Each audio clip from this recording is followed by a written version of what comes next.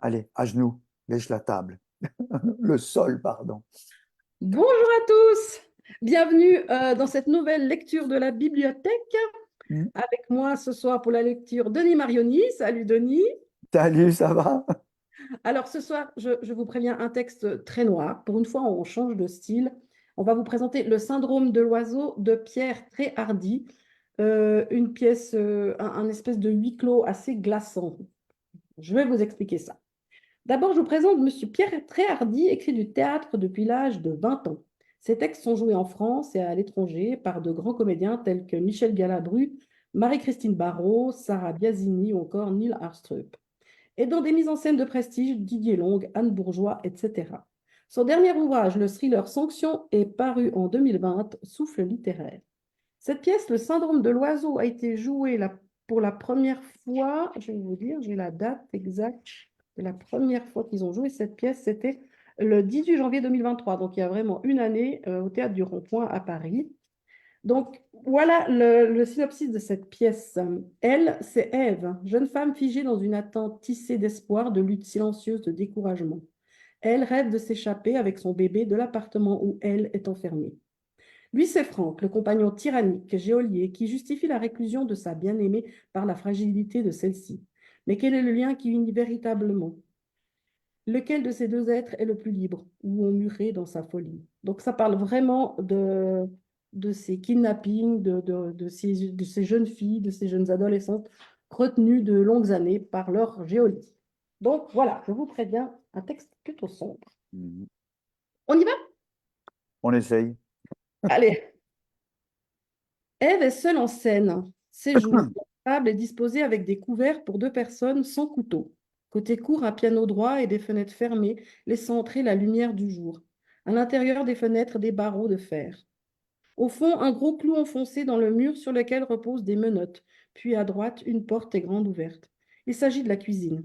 Celle-ci est éclairée d'une lumière artificielle. Côté jardin, un escalier monte vers une porte que l'on ne voit pas, sécurisée par une serrure digicode. Le boîtier du digicode relié à la porte est installé sur le mur en bas de l'escalier. Une autre porte très basse, située sous l'escalier, donne sur un cagibi transformé en chambre d'enfant. Ève est sous la table. Elle projette des oiseaux en ombre chinoise sur les murs. Le son du digicode se fait entendre. 5 notes successives qui tirent Ève de ses pensées. Ève sort de sous la table.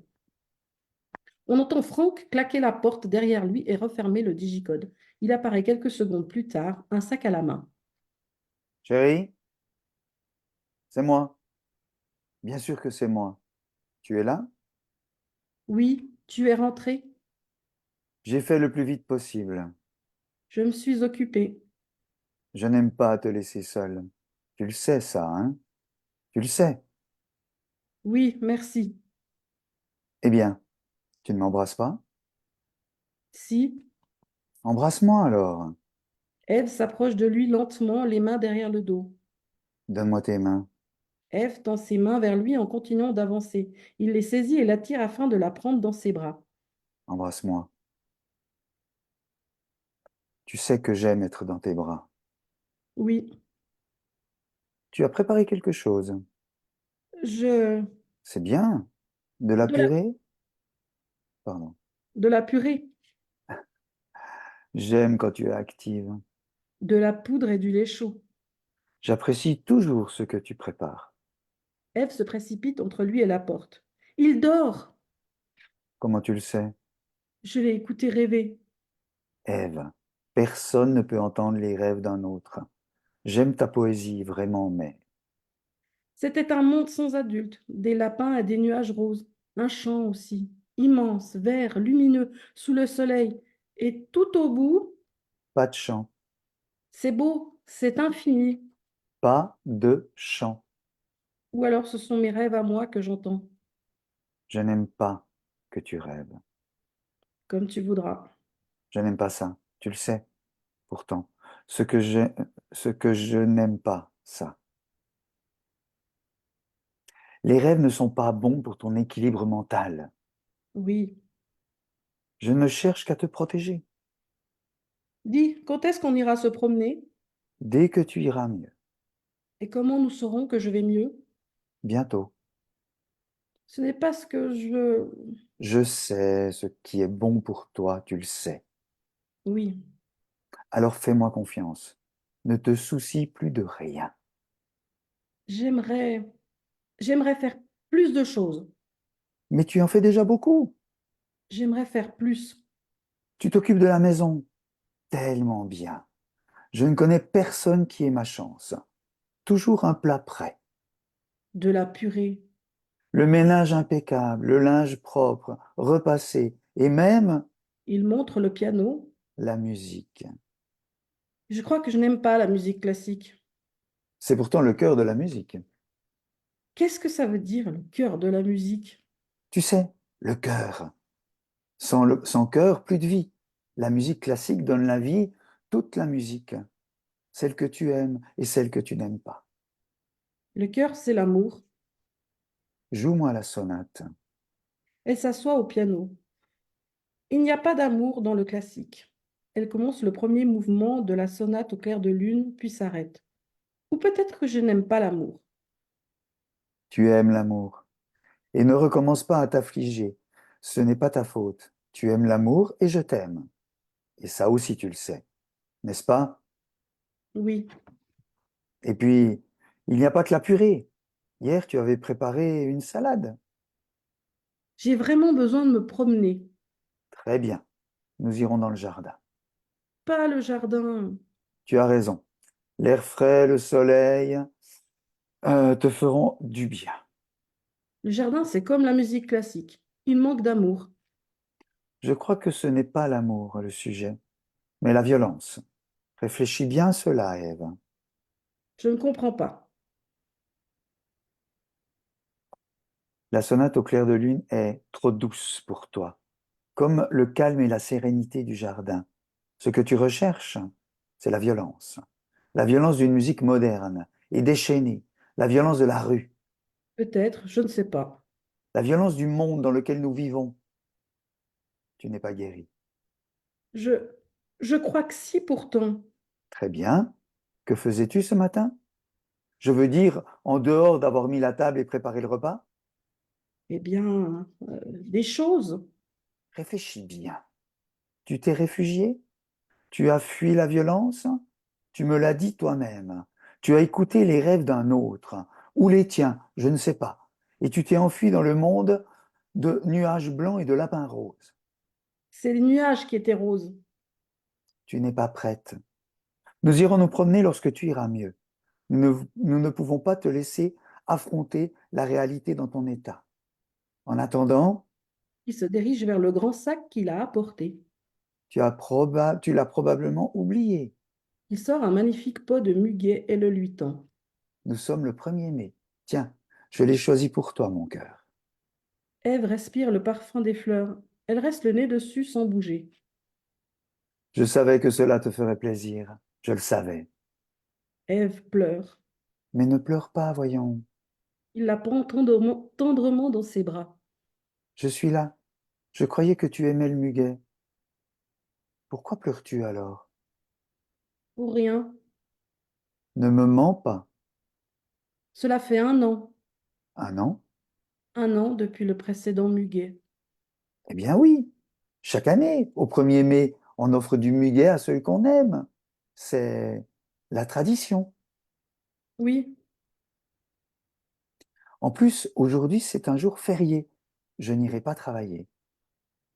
Ève pleure de nouveau tout en posant le pot sur la table.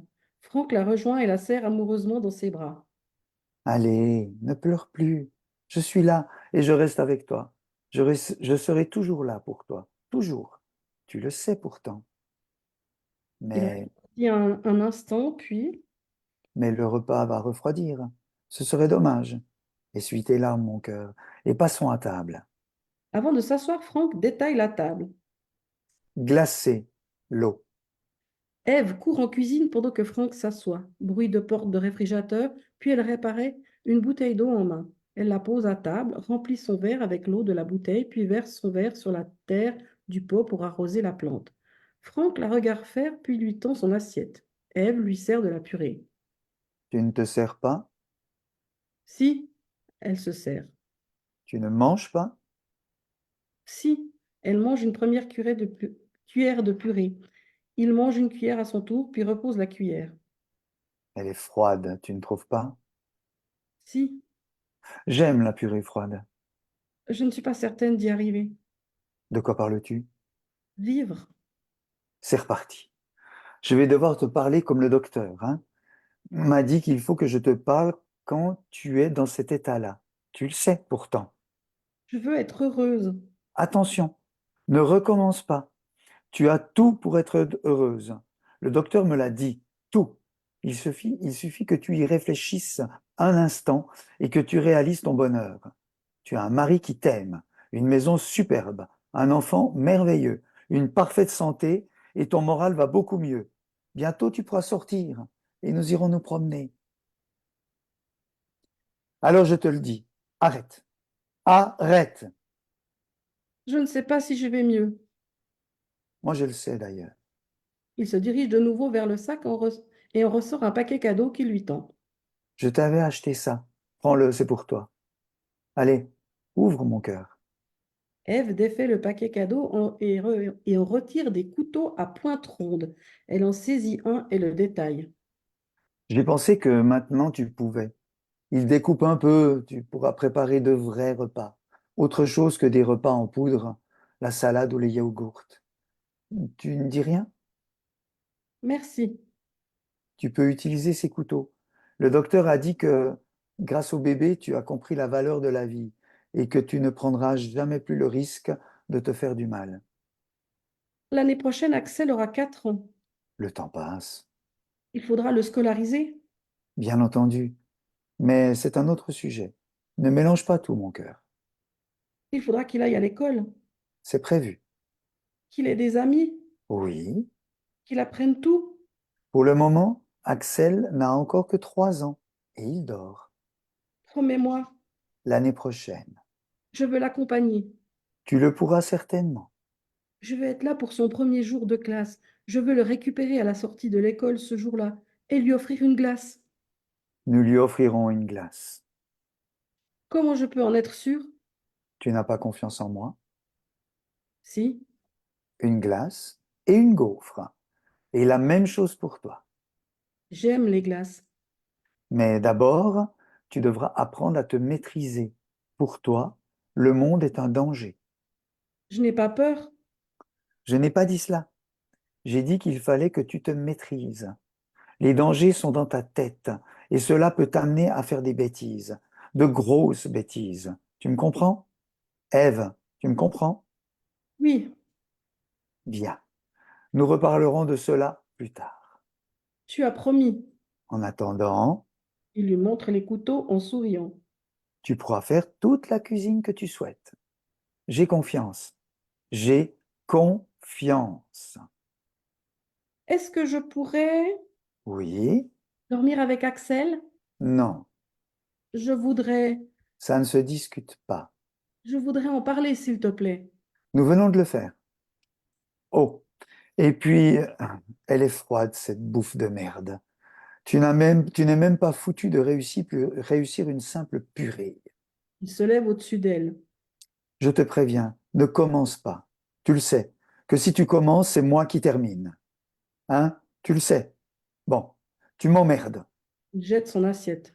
Voilà, tu as tout gâché. Ton repas est raté. Le 1er mai est raté et je t'avais préparé une autre surprise qui est également ratée à présent. Il lui jette le sac avec le dernier objet qu'il contenait. Tiens, démerde-toi. Ève ouvre le sac et en retire un paquet dont elle extrait un babyphone. C'est quoi? Comment ça, c'est quoi? Ça ne se voit pas? Tu m'as tellement fait chier pour l'avoir. C'est pour entendre ton rejeton quand il chiale, comme si on ne l'entend déjà pas assez. Sans même regarder Franck, elle se précipite dans la chambre d'Axel. La porte se referme en douceur derrière elle pour ne pas réveiller l'enfant, Je ne sais pas pourquoi je te garde. désignant l'assiette cassée au sol. Maintenant, tu vas venir nettoyer. Tu m'entends? Il casse une deuxième assiette, celle d'Ève. Tu m'entends? Ève revient précipitamment de la chambre et referme de nouveau la porte en douceur. Elle tient le deuxième babyphone en main. Je t'en prie. Franck sort une petite clé de sa poche. Je t'en prie. Tu le vois, ça? Calme-toi, il dort, ne le réveille pas. Je fais ce que je veux, et ce mioche m'emmerde aussi. Il te ressemble. Sûrement pas. Merci. Tu vas commencer par nettoyer les bêtises que tu as faites. Eve part chercher un balai en cuisine et revient nettoyer les assiettes cassées. Et si ce n'est pas propre, tu lécheras le sol après. Pour le babyphone, merci. Je m'en fous, je regrette déjà. Je te donne ça, et toi, tu te prends pour qui? Tu sais ce que tu es? Une salope. Oui. Il agite de nouveau la petite clé. Et tu sais ce que je fais aux salopes? Tu le sais, pas vrai? S'il te plaît, Alors tu vas finir bien sagement ce ménage de merde. Et s'il reste de la purée par terre, tu la boufferas. Et ensuite, il pose brutalement la clé sur la table. Pour dormir avec Axel, ce n'est pas important, oublie. parce que tu crois que ça va se passer comme ça. J'avais dit ça parce qu'il a pleuré toute la nuit dernière. Et alors, moi aussi je pleurais quand j'étais môme. C'est normal. Oui, Franck, c'est normal, mais il a pleuré aussi toute la nuit précédente et encore celle d'avant. Et toi, tu ne pleurais pas, peut-être, quand tu étais gamine? Je ne sais plus. Eh bien, moi, je sais. Et tu chiales encore à ton âge. Tout va bien, Franck. Je ne pleure pas et je n'irai pas dormir avec lui. Oublie, je t'en prie. Il jette la clé sur la table. Termine. Pas ça, Franck. Termine, je te dis. Je n'ai pas besoin de me promener. Et pour l'école, on verra bien. Sa première journée d'école, c'est toi qui l'accompagneras et qui le ramènera. Tu lui achèteras une gaufre et une glace si tu veux. Et moi, je resterai ici. Il me racontera sa journée. Il n'ira pas à l'école. S'il te... On en reparlera. Je n'y suis pas allé, moi, et toi non plus. Jusqu'en sixième? On avait dit qu'on n'en parlerait plus. Jamais. Pardon. Pas le passé, putain. Pas le passé. Tu le fais exprès, c'est ça? Je vais me taire. Tu te tais quand je te le dis. On entend dans le babyphone un bruit d'enfant qui tousse. Bien. Tu es calmé, mon cœur? Oui, ça va. Je voulais te dire. Je t'en prie. Franck s'assoit à table et commence à confectionner un petit cadre en bois qu'il ponce, assemble, ajuste, vernit, et dont on ne connaît pas encore la destination. Il discute avec Eve tout en étant concentré sur son activité. Pour le babyphone, ça me fait vraiment plaisir. Tu en avais besoin. Cela te permettra de dormir tranquille dans notre chambre. Bien sûr. Et je te conseille gentiment de te calmer, ton mioche et toi, parce que je veux dormir la nuit, moi. Hein? S'il te plaît, pas, Ou alors, si je suis réveillé, tu auras un gage. pas de punition. Qui te parle de punition? Un gage, je te dis. Je le comprends. Tu le comprends, ce mot, n'est-ce pas? Bien. Tu me réveilles, tu as un gage. Je te ferai obéir. Ça va me plaire.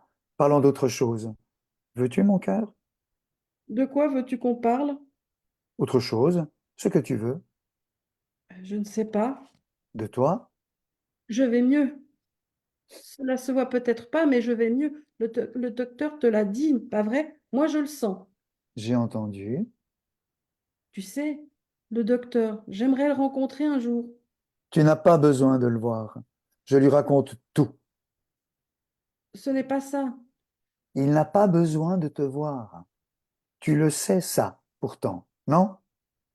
Je ne parle pas de ce docteur-là, je parle du dentiste. Pourquoi? J'ai mal à une dent. Montre. Tu ne verras pas assez au fond. J'ai bien observé dans la glace et je n'ai rien vu. Alors tu n'as rien. J'en ai déjà perdu une. C'est normal. Tout le monde perd ses dents. À mon âge, on ne devrait pas. Elle était pourrie. Je ne veux pas qu'elle pourrisse aussi, celle-là. Je ne veux pas en perdre une deuxième. Je ne veux pas souffrir comme ça. Pas de dentiste. J'ai vraiment mal, tu sais. Parfois, je m'enfonce un morceau de bois jusqu'au fond de la bouche et je mords, je le mords, je le mords de toutes mes forces. Je le mords jusqu'à hurler, jusqu'à trouver la pire douleur possible. Et après, quand j'arrête de mordre, il me semble que je vais mieux, que je ne sens plus rien. Je suis bien. Mais ça ne dure pas. Ça recommence quelques minutes plus tard. Et là, je ne sais plus quoi faire. Bah, tu mords un autre morceau de bois. S'il te plaît, arrache-la moi. Merde, j'aime pas ça, tu le sais. Pourtant, que j'aime pas faire ça. Et moi, je ne veux plus souffrir. La dernière fois, tu as failli me mordre.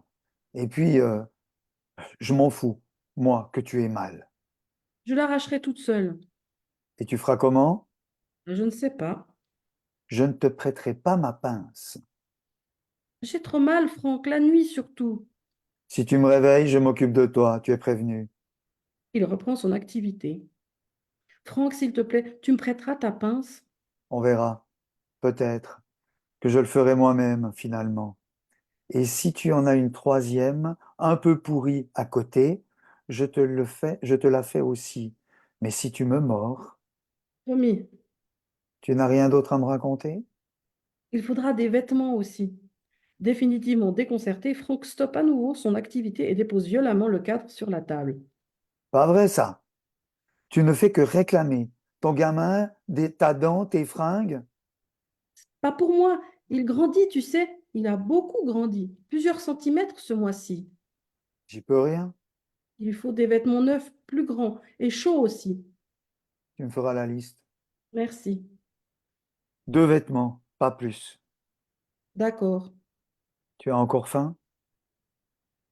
Je te demande si tu as encore faim. Parce que si tu as faim, tu peux lécher. C'est propre, Franck. Vérifie. Parce que si je trouve une saleté, je te fous à 4 pattes et tu me nettoies ça avec la langue. C'est propre, Sûr? je crois. Je ne te demande pas ce que tu crois. Je te demande si tu es sûr. Oui. Voilà. Je Tu sais peux pas si je dois relâcher te remercier, hein. tu peux relâcher la tension. Ouf.